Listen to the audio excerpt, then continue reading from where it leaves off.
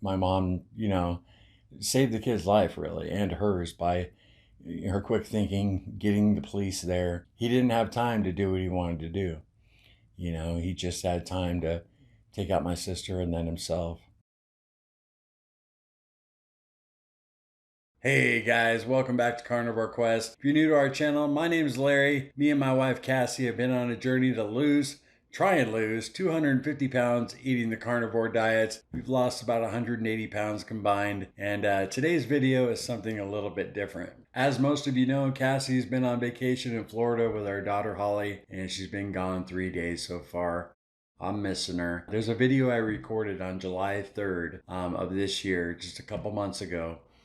And I didn't know if I was going to put it out, but I decided this is the perfect time to sit down and edit it and get it out to you guys. I actually don't even remember everything I said in the video. It was quite long, which I'll cut down in the edit. I haven't even edited it yet, but I'm going to head in there tonight and do that since Cassie's gone. And, longtime viewers, you see me touch on the subject of my mom's death before, very briefly, and it's been 20 years. And the night I recorded this, it was 20 years exactly. So this will definitely explain some things for you guys. Cassie doesn't even know I recorded this video. Like I said, I recorded it late at night when I was up working, and it was just put on my heart. But before I get into the studio and edit that for you guys, I'd like to thank the sponsor of today's video, Element. If you're on any low carb diet, you definitely need to be taking your electrolytes, and Cassie and I use Elements.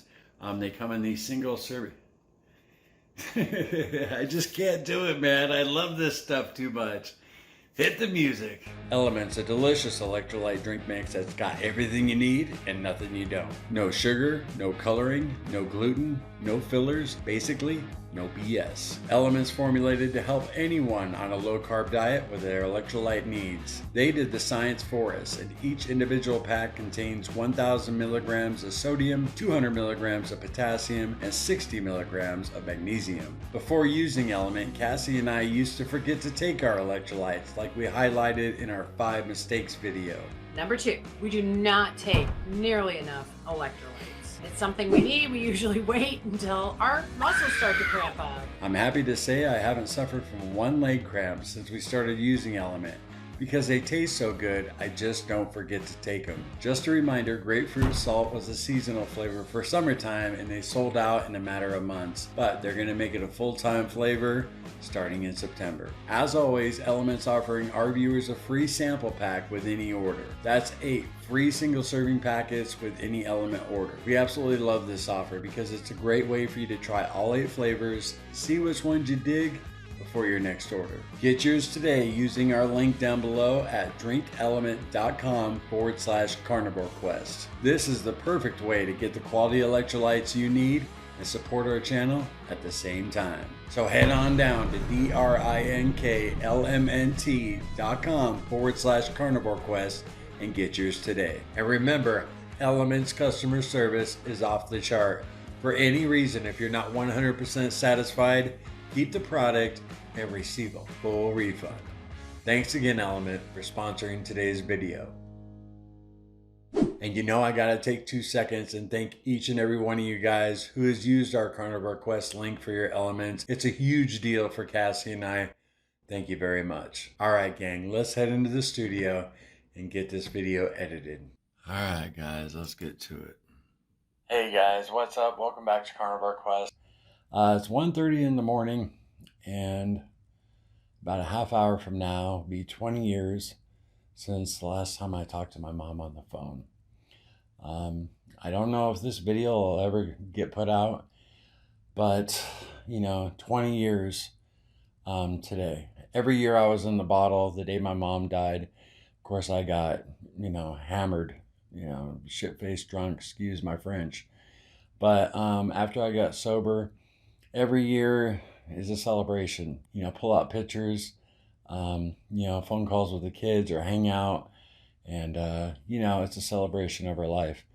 But today is just a little different. 20 years. We recently started branching out and doing a few collaborations with other YouTube channels. And, for a long time, Cassie and I just kept to ourselves. I did my first live stream last week with Dave from No Carb Life, Sean, Intentional Carnivore, Carnivore Kip, and Dr. Anthony Chafee. It was an honor to do that. But, over the course of the last 2 years, we've had a ton of offers to do collaborations with different channels. And I was really thinking about it tonight. I just got done editing a video. That's why I'm up so late.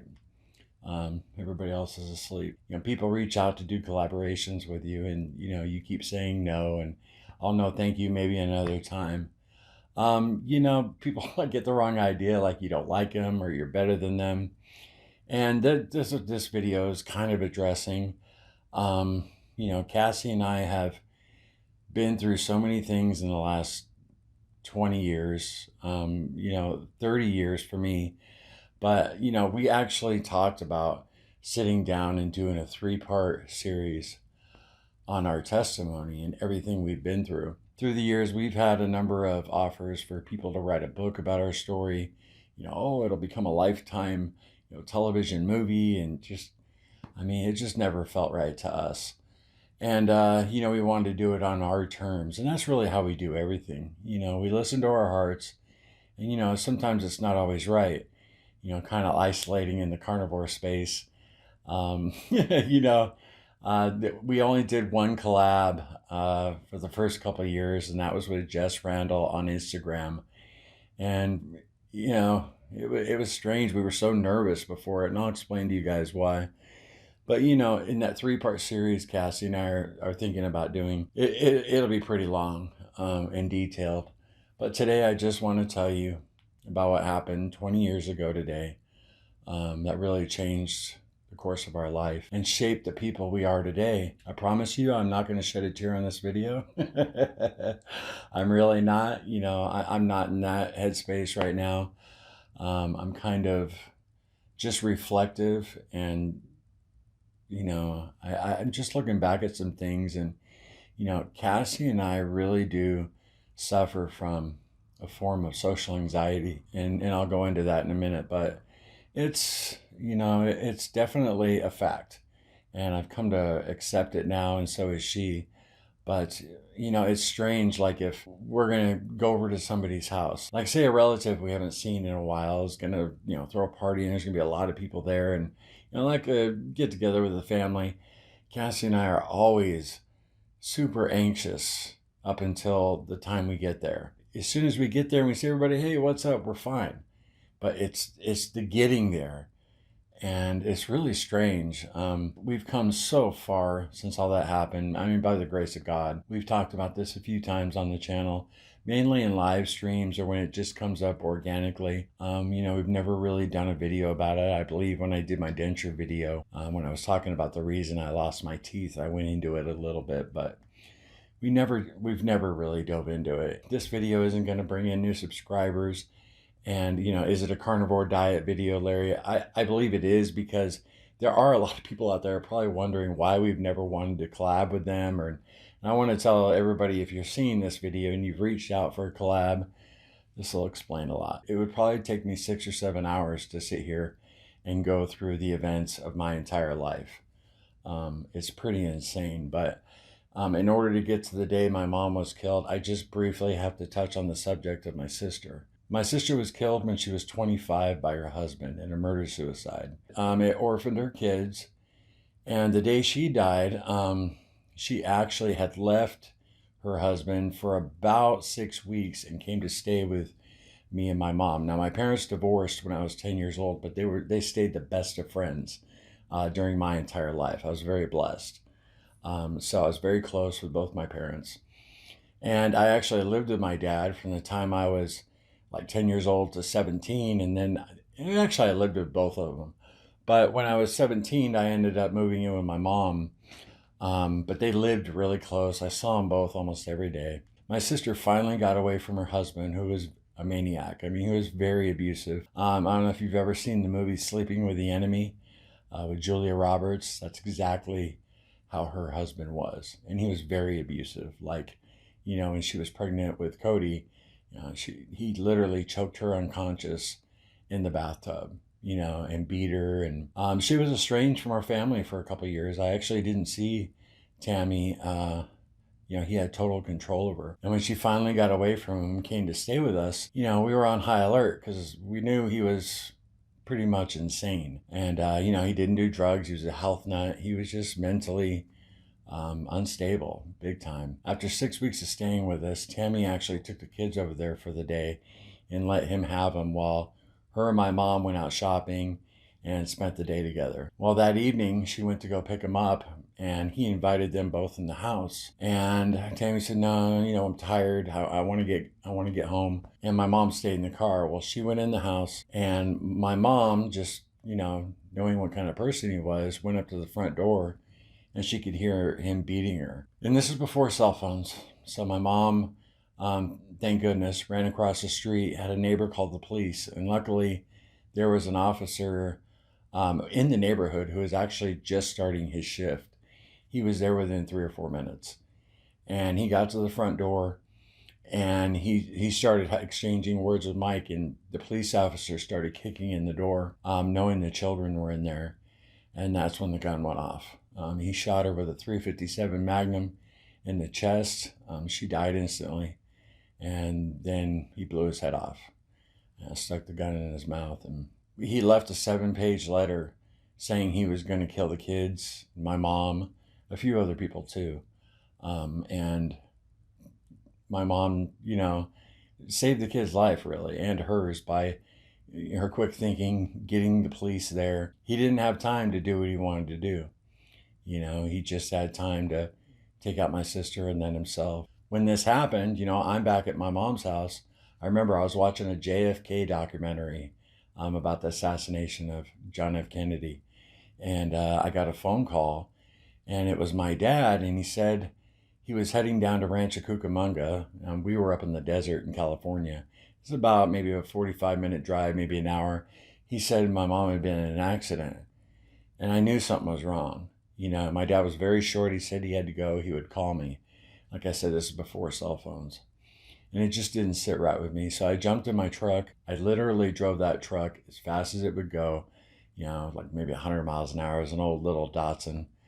And this whole time I'm thinking my mom and my sister are dead, and maybe the kids. I didn't know, I knew what kind of monster he was. No cell phone in hand, no GPS.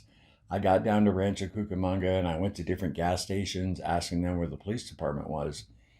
And I ended up finding it. I ran into the police department lobby, and my aunt was sitting there with my cousin, her daughter, and they were both crying. And I got on my knees right in front of them, and I'm like, is my mom okay? Is my mom okay? Where's Tammy, my sister? And they were so upset they couldn't articulate anything. And right then I stood up, and my dad came from the back of the police station. And he just grabbed onto me and he hugged me. And I said, is mom okay? He says, your mom's fine. He said, but your sister's gone. And I went in the back of the station, and my mom was sitting there with the kids who had blood on them. They were there when it happened. And, she was sitting there just kind of like, she was sobbing, but she was just like, she was in shock. She was sitting there just rocking them. Her arms full of kids, of course my mom was devastated. My dad was devastated. We all were. But it was about 2 months after that, my mom went and had her breast checked out because she had felt a lump there for a while, but now she was going to be a new mother. She was going to raise the kids. And, they were babies. Cody was only 6 months old. Ashley was 2 years old. And, she wanted to get this lump on her breast checked out. It turned out it was cancer, and it was pretty advanced.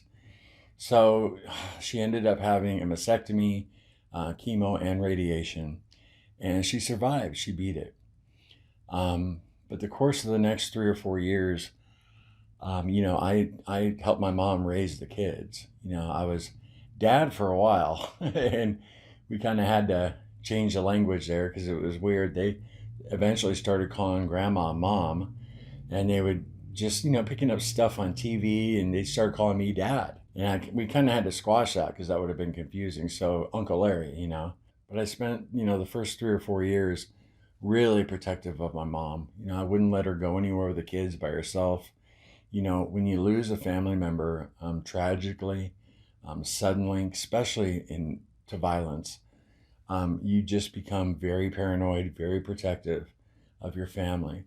And a lot of grief counselors and therapists I've talked to over the years confirm that's normal, when you lose somebody unexpectedly.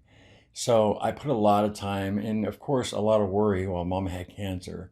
I mean, here Tammy just died, the kids are orphaned, and then my mom gets cancer. It was a hard time, and that's really, I never drank through high school, but that's really, I started drinking alone a little bit, but I was more focused on taking care of my mom and the kids. So I might have drank, every once in a while, maybe every couple of weeks, I'd get a little bottle of whiskey, and I was only 18 years old, maybe by this time 19 after her cancer. In a way, I was coping with the alcohol, but not very much. Like I said, I had to focus on the family, and, it wasn't my daughter that was killed. So, I've never seen anybody so much pain when my mom lost my sister. So I say all that to just say I put so much energy into protecting my mom, So we were living in California, and we decided we were going to move to Nevada. And my mom owned a mortgage company. She had about 20 employees, and she wanted out of the business. She sold it, and we went up there, and we both became blackjack dealers. She wanted something different. I was really leaning toward going into the military. And once I finished high school until my sister died, and then that squashed that. So, it's the casino industry, it's a trade. And so me and my mom moved up there, and it was about 3 hours from my dad, which was manageable. I drove at least twice a month back to my dad's, hung out with him on my days off. But, we were putting our lives back together. And that's where my mom met her husband, Ray. And we actually worked with him. I actually met him before my mom did, maybe like 2-3 weeks before. Super cool guy, got along with him great. And they started dating. Like I said, I was very protective of her and the kids. So, whatever guy she was going to, start dating once she was ready, he had to be the right guy, And I really got along with Ray very well. This is the condensed version. My mom and Ray ended up moving to Chicago because a casino out there, the Grand Victoria, was the only casino in the entire Chicago area, and they were making a ton of money. And our casino manager in Nevada took a position out there, and he was best friends with Ray. So he took them along, and really, I remember when my mom told me they were moving to Chicago. It's the only fight my mom and I have ever gotten in. I mean, we were in a shouting match. I was like, how can you take the kids away from me, And she told me later on, that she regretted that decision because once she was out there, she was alone, And when Ray started showing his true colors, she was isolated. I was on the fence about going out there. She wanted me to come out there so bad, but I didn't want to leave my dad, Chicago is a lot further away than 3 hours. And, but I talked to my dad about it and made the decision to move out there. I promised my dad, I'd fly back, every couple of months because I'd be making really good money, 4 times the amount of money I was making in Nevada. Being the only casino in the Chicago area, Michael Jordan played there, all the Chicago Bears, the casino had a lot of action, which means bigger tips. It's like if you're a waiter in a high-end restaurant, you're going to make more money. And this casino was making more money really than any other casino in the country as far as the dealer wage goes. And, I was excited about that, but it was tough to leave my dad. But I did, and I moved out there, and Mom and Ray had a pretty good-sized house. I shared a room with Cody. And then I met Cassie. At work, fell in love, and we rented a house in the same lake community that my mom and Ray lived in, and we were only about 1.5 miles away. Cassie left Indiana, which is about 2.5 hours from our house, 2 hours. And, her daughter Holly had never known her dad. And so Cassie's like, you want to move in together? And I said, well, the only way is, if you move up here with me. And Cassie has a very large family down in Indiana, big Italian family, and I love them all. So Cassie and I moved in, and then Ray started deteriorating more and more. He started using alcohol and he was taking pills. I'm not exactly sure what he was taking. He was pretty jealous of my relationship with my mom. And, you know, it bubbled up to the surface. He hid it very well in the beginning. You know, the kids got survivor benefits through Social Security after my sister and her husband had died. And I think that's what he was after. You know, he never loved my mom. But anyway, I didn't know this at the time. You know, he had me fooled. And I'm going to be honest with you. I loved Ray. I mean, I considered him a good guy. I'd have done anything for him. Well, Cassie and I got engaged. We moved in together. And about 3 or 4 months later, on Christmas Day, I asked her to marry me. And only a few days after that, my dad told me on the phone that he had cancer and throat cancer. So on January 8th, I took a little time off work and I flew out there to see my dad. Well, while I was gone, Ray flipped out and he started smashing some stuff and really acting a fool. And my mom just couldn't do it anymore. You know, after what my sister had gone through and what we had been through with my sister, she put her foot down and she actually called the police. And they came to the house and it was late at night. It was like 10:30 and, you know, he had thrown furniture around. He was being abusive verbally. He hadn't hit her, but he was smashing up stuff. And the police asked my mom if she had anywhere to go. And this is in January, dead of winter. And my mom said, yeah, my son and fiance have a house, you know, just around the lake, about a mile away. And so they had, instead of making Ray leave, they made her leave. She came, and here I am in California, and I'm on the phone with Cassie the next day, and she told me all this was going down. And I'm, you know, trying to focus on my dad. My dad was trying to figure out what course he was going to take as far as his health goes. And he wanted some input from me and my brothers, and that's why I'd flown out there. All these red flags started going off in my head, and I couldn't wait to get back to make sure, you know, mom was okay, Cassie, and the kids. I ended up spending a few more days with dad, and then I headed back. And you remember, me and Cassie both worked with Ray, which was very strange. But in a nutshell, over the course of the next 6 months, he took like 3 months off work and he just sat in that house and he just devolved. I don't know if he became demon possessed but he just became evil and he was stalking us. In so many ways. He actually took Cassie and I to court. He baited us over the house with my mom. They had restraining orders on each other, and he should have never been issued his. His was a farce, but you know, he baited us over there to get some furniture that belonged to the kids, their beds and stuff. So, you know, I could actually get him set up at our house. And we got there, and he called the police. And the police said, well, if you, you know, it doesn't matter if he invites you over or not. You guys got restraining orders on each other. You know, your mom's going to jail. My mom's never been in jail in her life. And they took her away. And Cassie got in a huge argument with Ray. Cassie blew up on him, you know, told him what a piece of shit he was. I was trying to keep the peace until we got out of there because I've dealt with a maniac before. And I don't know, I just know how it can go down because of my sister. But Cassie, you know, she was fired up, calling Ray a spineless piece of shit, which he was. Ray filed charges against Cassie for disorderly conduct. So he had us in court over the course of the next 3 or 4 months, which was just, he made our lives hell. Let's just put it that way. And for the last 3 months, he just sat in that house and he just brewed. You know, he took an LOA off work. Remember I told you he was really good friends with our casino manager. We would come home and we'd notice things would be different in the yard. So he had been coming over to our house. When you have somebody stalking you like that, you know, your fear level, the kids can sense it. I wouldn't let the kids go out by themselves. You know, there's no more taking the bus for a while, you know, take them to school, pick them up. Yeah, it was just a very stressful time. You know, and Cassie and I had just been engaged, and then our life was turned upside down like this. So we were dealing with all this, and then we had our court case with Ray, and Cassie defended herself. She was her own attorney. I took the witness stand, told the judge what happened that day. And I remember, I'll never forget, Ray was whispering in the prosecutor's ear like he was his attorney, you know. And I remember the police telling me, "Oh, nothing will come of this." Well, here we are in court, and he's whispering in the prosecutor's ear.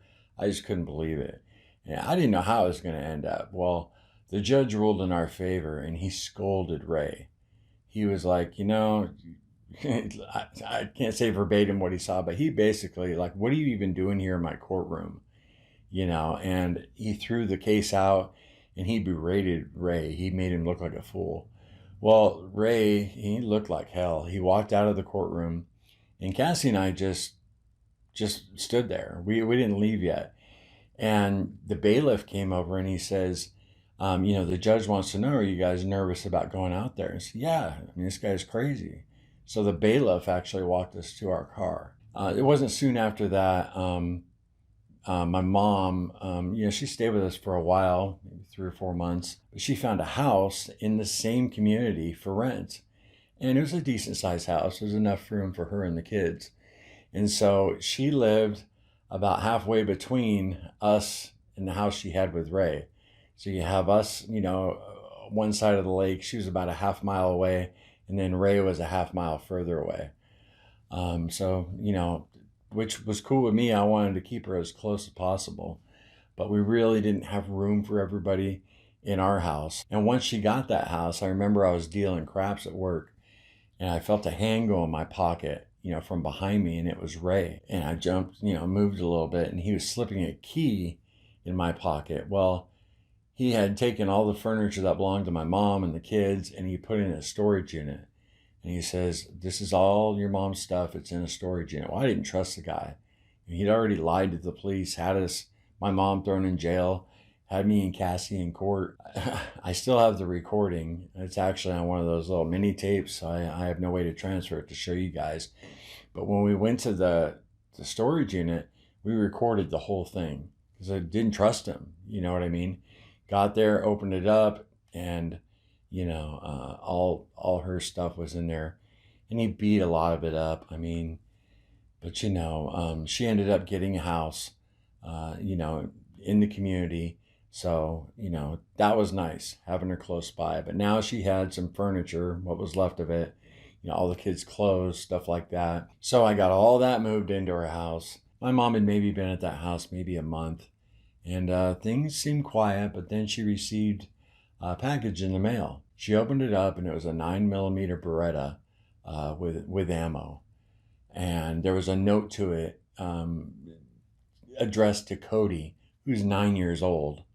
And, you know, like this, with this cryptic message saying like, you know, you never know when you might need a gun. You know, it was a threat. I mean, that's what it was. It was a threat basically saying, I'm coming for you. The following day, my mom called the post office and wanted to talk to the postmaster because this was a crime. You know, this is post 9/11. And the postmaster happened to be on vacation. So she called the police department, and they didn't do anything. That police department dropped the ball when it came to the situation with my mother. You know, in total contrast to the heroics of the police officer who tried to save my sister's life. You know, this was in Poplar Grove, Illinois, small town sheriff, and they just were complete idiots. You know, I think they just were inexperienced in dealing with situations like this. You know, a guy who was so calculatingly evil, you know, who's willing to lie and just, you know, use the system to his benefit. It was crazy. But anyway, yeah, they didn't do anything about the gun.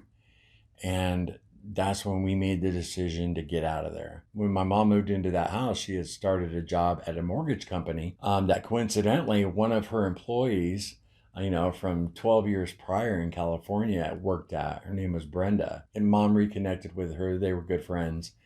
And so mom got a job, you know, processing loans. Got away from Ray in the workforce. And me and Cassie were still working with Ray, even though he took that LOA and we hadn't seen him in months. He just sat in the house and festered. You know what I mean? Who knows how many demons entered him. Or, you know, he just lost his mind. But we made the decision that it was time to do something really drastic after that gun came in the mail. So Cassie and I sat down with mom, and we decided we were going to take the kids and take them down to Indiana to Cassie's family. And we were going to take my mom too. Well, my mom had one more day of work on July 3rd, and then she was going to come down that evening. And I forget exactly why, but she had to finish up some work to get paid. I think she was on commission for these loans or something, but she couldn't just pick up and go. She had one more day of work. So we got the kids and packed them up, and we went down like we were just going for a visit, you know. This was July 2nd, and that night we ended up going to the drive-in theater, which Cassie loved and kids loved it. I did too. But we saw The Incredible Hulk, not the one with Edward Norton, the lame one that was before that. I'll never forget. It was 2:22 in the morning because I looked at my cell phone. I had a cell phone now, one of those old flip phones. I still have the same phone number too. I got the cell phone when I started dating Cassie. And whenever I would have to drive from Illinois to Indiana to see her, you know, I'd have to go through Chicago. And so I thought it was a good time to get a cell phone. And anyway, I called my mom. Yeah, it was 2:22. And I said, hey, how you doing? You know, and she says, you know, I'm not sleeping very good. So, you know, told her what we were doing. Oh, that's good. Well, I'll be down tomorrow, you know, tomorrow after work. So, you know, of course, you know, the door's locked, you know, you good? And just checking to make sure everything was okay. I was paranoid. And, you know, when we said goodbye, I said, you know, I love you. And she goes, oh, sweetheart, I love you too. You know, everything's going to be fine. And I said, I love you again. And she goes, boy, you sure do love me a lot tonight. And I said, Mom, I'm just... And then she said, I know, you know, and she said, I know, Larry, I'll see you tomorrow. And I said, okay. And we hung up the phone. At that time, the movie was just about to end. And, you know, we packed up the kids and we were home by, I don't know, you know, maybe almost 3 a.m. It was a double feature. Cassie and I went to bed in the basement. Her parents had a finished basement. And the kids were up in the living room, you know, sleeping on the couch and the floor on a mat. The phone rang at 7:30 in the morning. And I popped up and I looked and it said Brenda. And I said, oh gosh, something's wrong. And Cassie got, she said, no, relax. I flipped up on the phone and Brenda was hysterical. She couldn't talk, you know, and I said, that's it. And I said to Cassie, Mom's gone. She's gone. And she said, calm down. You don't know. And she could hear Brenda hysterical. Brenda was trying to convey to me she was going to give the phone to a police officer. Well, it was a detective. By this time I had stood up, got out of the fold-out bed, and I was like pacing around, and he got on the phone and he told me Mom was gone. And all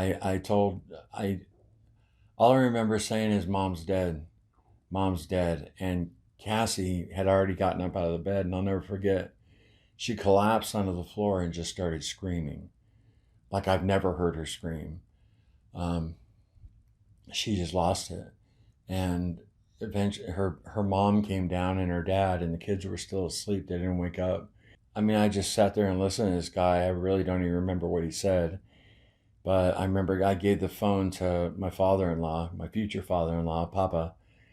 And you know, I just stood there in shock. And I remember grabbing onto Cassie and, you know, just holding her as we both cried. And then it wasn't long after that, I went upstairs and I went out in the backyard and I was dry heaving. You know, I couldn't stop dry heaving.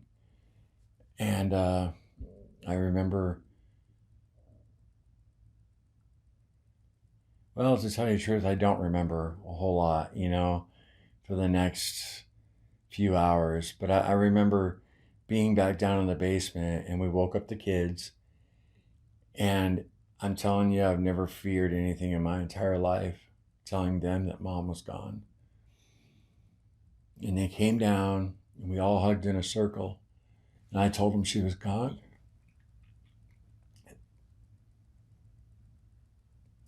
That sound could cry, right? Yeah, it was hard. So for the next, so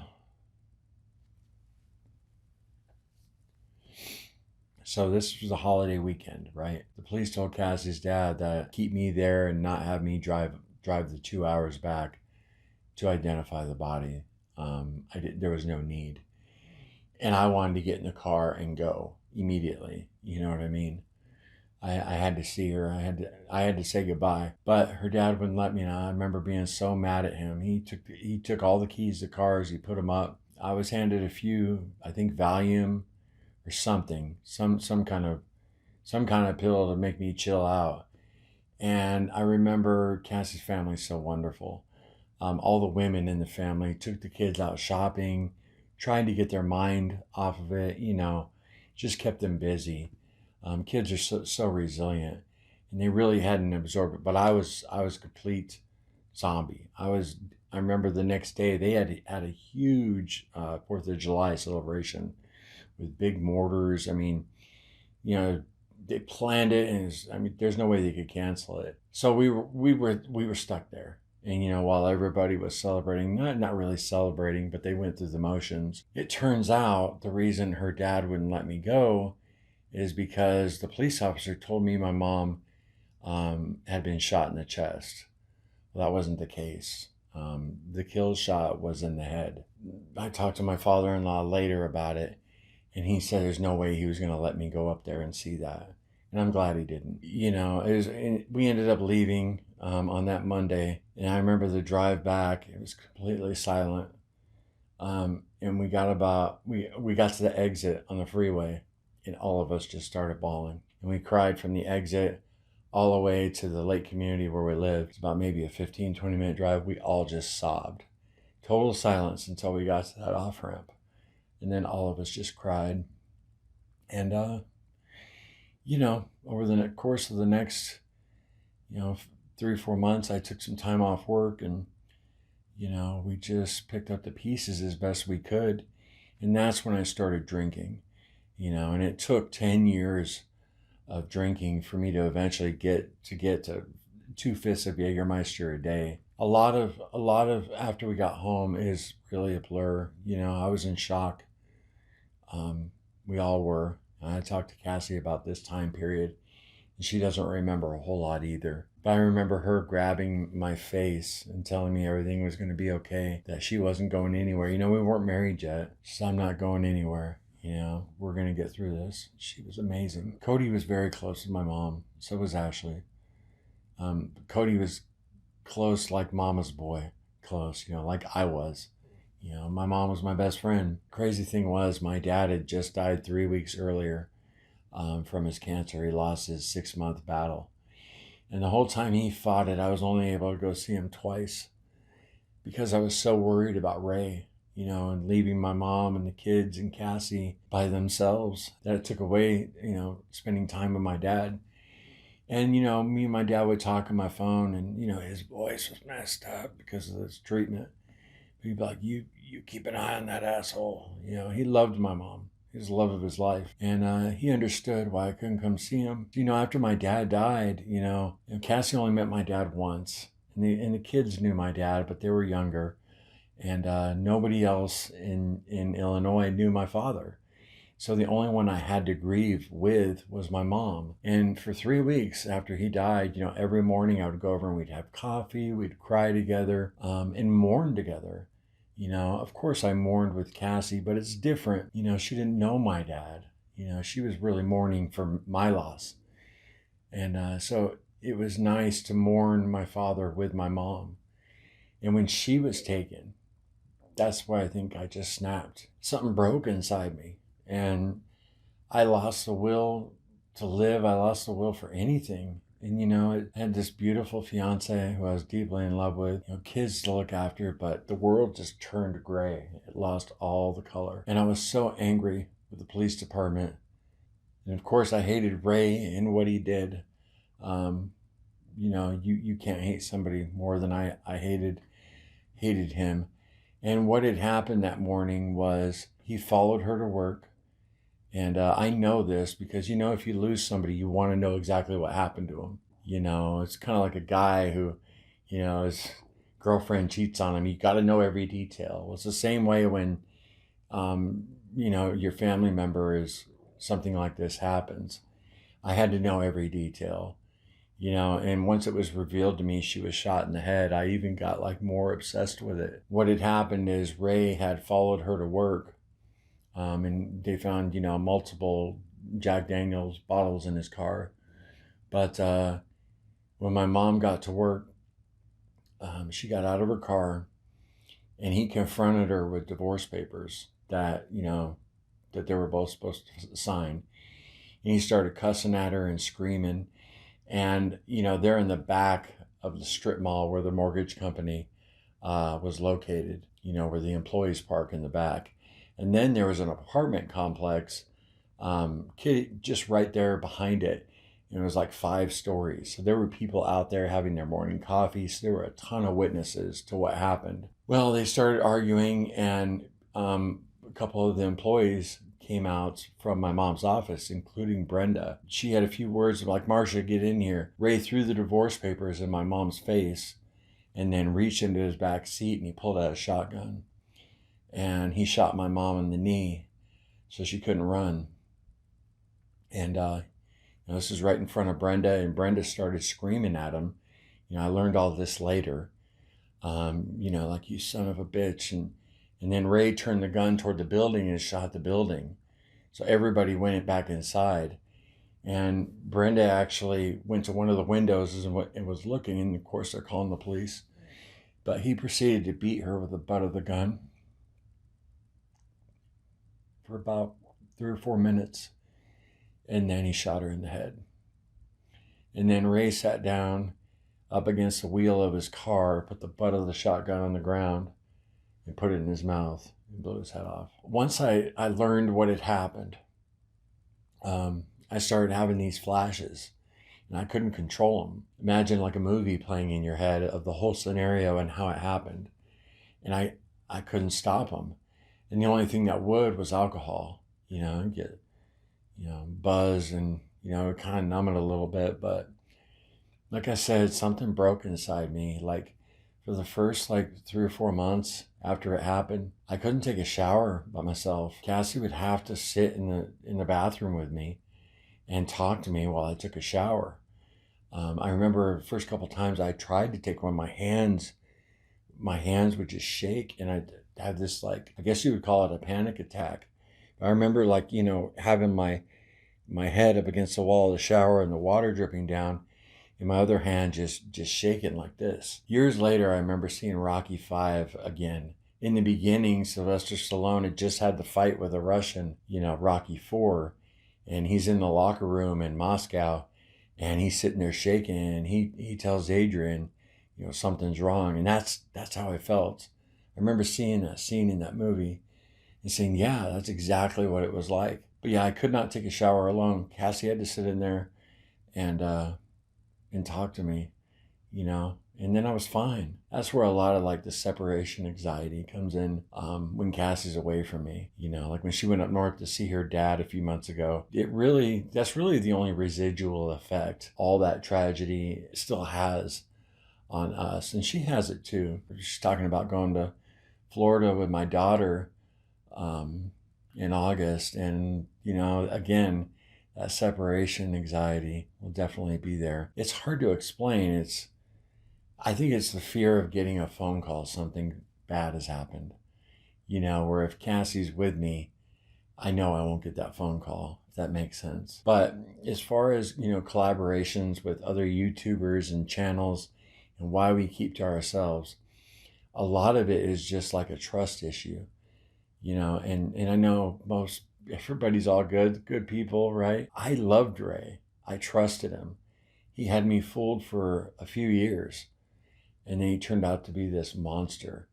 And I found out afterwards that his first wife, she was actually Native American. She went through the same thing with Ray. And, he portrayed her as like a villain, some crazy psycho woman, Well, I learned out after everything happened, that wasn't the case.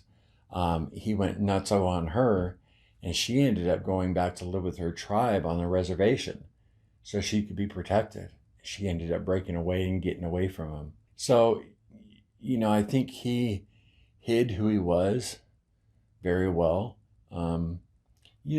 Maybe in some way he did love my mom and the kids, and he tried to, start a new life and be normal. But when the pressures of life started coming in, he, started reverting back to what he really is, which, like I said, was a monster. I remember one time I was going to walk to the kids' bus stop when they did take the bus, and he pulled up out of nowhere, and this is why he's stalking us and stuff. He pulled up and rolled down his window. He says, "I'm going to destroy you." Yeah, he did. He did destroy me, and he didn't have to lay a finger on me. So the next 10 years I spent drinking and, kept my job. And, I never drank before work. It was always after work. I'd get through the day and then come home, get a buzz. And, by the time the kids were in bed, or whatever, I'd be sloshed in the garage, staring at the wall, crying, and, Cassie had had enough of that after about, really after just a few years when it started getting bad, but we lost everything because of it. We knew that Ray was so dangerous when she sent that gun in the mail. My mom actually took out an insurance policy for $100,000 on her life about 2 weeks before she was killed. And we used that money to buy a really nice house for enough room with all of us. Remember, we put $50,000 cash down on it. And that's the house we ended up losing. I hated that house. I always told Cassie, it was like blood money. Even though that's how I felt at the time looking back. I remember a couple of the financial people I talked to said, you guys should put that money up for a year until you're done grieving and then decide what you're going to do with it. And they were right, because you're in no state of mind. I was buying all kinds of stuff for the kids, trying to make them, happy. And Cassie and I made excellent money.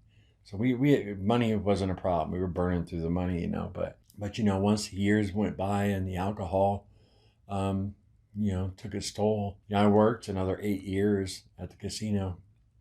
That got to the point where I couldn't function anymore. So then we ended up losing everything and moving to Indiana, and then I went to rehab and found the Lord Jesus Christ my second day there. And through him, I was able to forgive my sister's husband and Ray for what they did. And that was a key to me getting sober. It just really does tie in to why we haven't done a lot of collaborations. We're planning our meetup sometime in September. I don't know what date Cassie's planning on, but, meeting a bunch of you, have some steaks and hang out. Once I'm there, be like, hey guys, what's up? But like on the way to the event, and I'll be nervous. Cassie and I both will have that anxiety. It's unexplainable. Any of you guys out there have reached out to me for a collab, reached out to Cassie, and we've said no. And you're seeing this, now you know why. It's nothing personal. It's not like we think we're better than anybody. We featured other channels in videos, and it's like that's like a safe way to do it, so we don't have to interact too much. But Shaun White, the intentional carnivore, he's lost all his weight. He started a YouTube channel, and that's all he's doing is collaborations.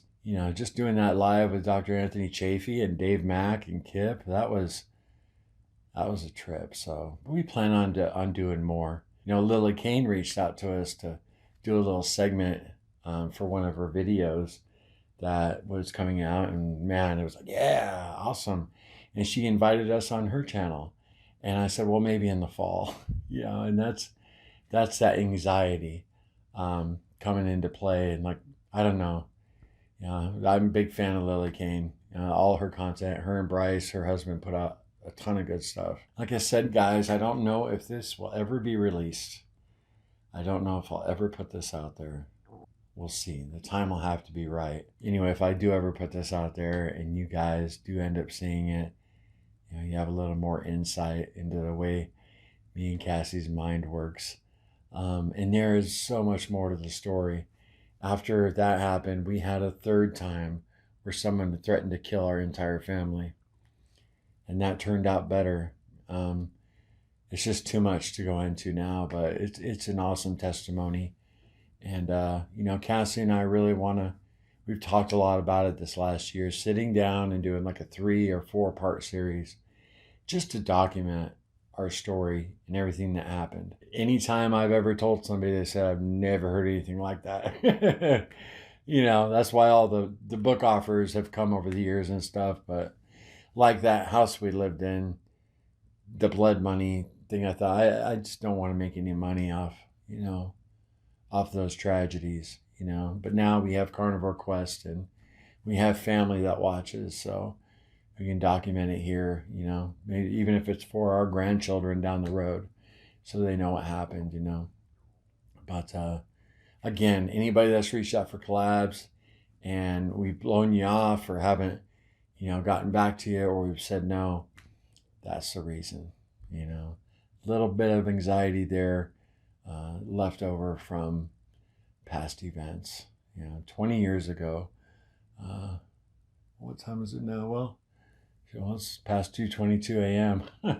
So yeah, it's around this time. I told my mom I loved her for the last time. But you guys don't worry about me. I'm all good. I just today was, I don't want to say monumental, but it was just different, Once I realized it had been 20 years. Really hadn't even realized it until a little earlier this evening that it had been 20 years. It's like, wow. So anyway, as always, I love you guys. And I'll see you in whichever video is coming after this, because like I said, I don't know if this one's coming out anytime soon. Anyway, remember, no sugar, no carbs, no cheating. Love y'all.